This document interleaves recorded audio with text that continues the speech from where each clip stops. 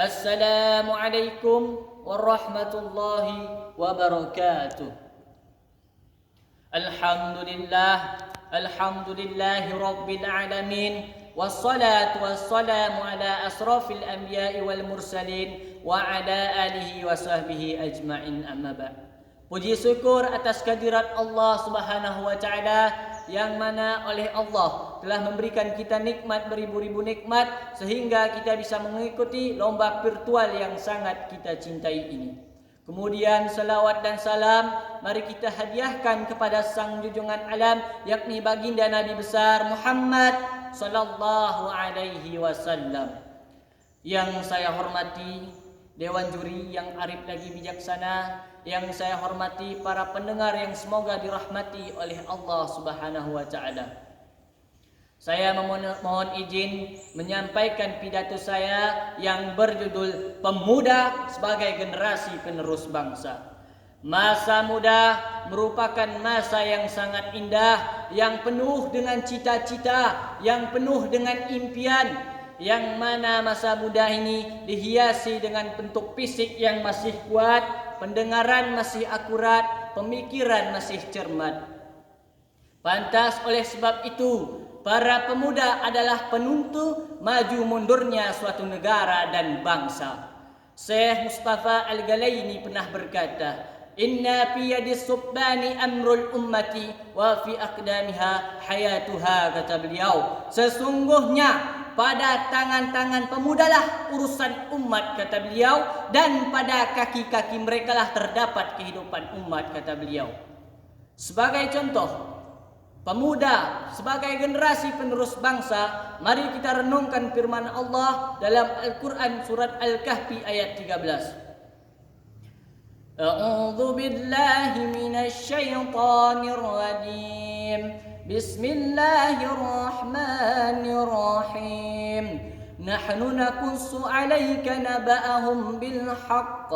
Innahum fisyatun amanu bi rabbihim wajidnahum huda. Kami sampaikan kepadamu ya Muhammad cerita ini dengan benar. Sesungguhnya mereka adalah pemuda-pemuda yang taat kepada Tuhan mereka, dan kami tambah pula petunjuk bagi mereka. Hadirin yang dirahmati Allah, dengan demikian kita tahu bahawa ayat tersebut adalah berita dari Allah Subhanahu wa taala, kabariyah ilahiyah dari Allah, yang isi beritanya adalah cerita tentang pemuda-pemuda Ashabul Kahfi, yang mana Ashabul Kahfi dapat kita jadikan contoh dalam kehidupan kita. Hadirin yang dirahmati Allah, Profesor Dr. B.J. Habibie pernah berkata, ada 5 hal, ada 5 kelemahan yang tidak boleh ada pada para pemuda, yang harus dihindari oleh pemuda, kata Profesor Dr. B.J. Habibie. Yang pertama, lemah fisik, kata beliau. Yang kedua, lemah harta. Yang ketiga, lemah ilmu. Yang keempat, lemah semangat hidup. Dan yang paling ditakut-takutkan, kata beliau, adalah yang kelima, yakni lemah akhlak, kata beliau. Jika 5 hal ini melekat pada pemuda-pemuda saat ini, saya yakin mereka bukan sebagai pembangun negara, bukan sebagai pembangun, mereka bahkan sebagai penghambat, bahkan sebagai penghancur negara ini.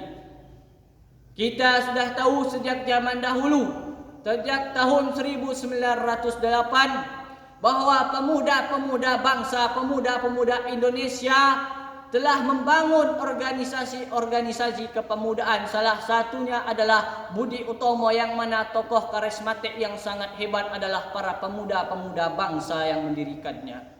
Jadi Bung Karno pernah berkata, jika kalian beri aku 1000 orang tua, akan kucabut semen beserta akar-akarnya, kata beliau. Tapi jika kalian beri aku 10 pemuda, kata beliau, akan kugoncangkan dunia, kata beliau. Inilah ungkapan kegaguman beliau terhadap pemuda-pemuda bangsa yang diabadikan oleh sejarah negara.